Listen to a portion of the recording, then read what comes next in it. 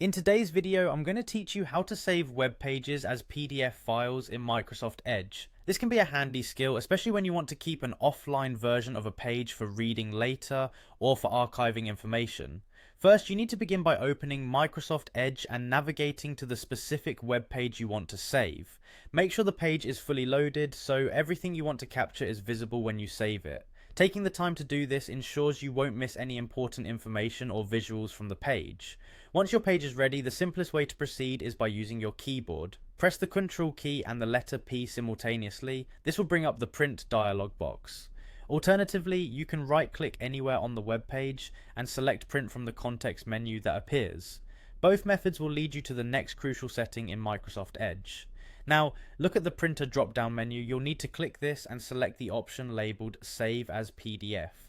This tells the browser not to send the page to an actual printer, but instead to convert it into a PDF file.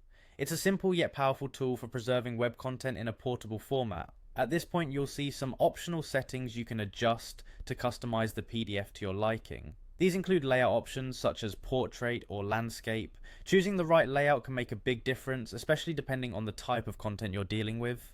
Portrait is typically suitable for longer text-based content, whereas landscape might work better for content that benefits from a wider display. Next, you'll find margin settings. Margins can affect how much information fits on each page of the PDF, so you might want to experiment to find what works best for your document. Alongside this, you might want to specify which pages you'd like to include. You can choose to save all the pages, or you might only need a specific range. Customizing this can help keep your file concise if you don't need everything on the page. Once you're satisfied with your settings, it's time to hit the Save button. This doesn't save the PDF just yet, but rather prompts you to choose the file's destination on your computer. Here, select a folder that's easy to remember. Don't forget to give the file a name that will help you recognize it later on. After finalizing where to save the file and naming it, you're all set. Click Save one more time and Microsoft Edge will complete the process. Congratulations, you've now successfully saved a web page as a PDF, ready for offline viewing or sharing with others.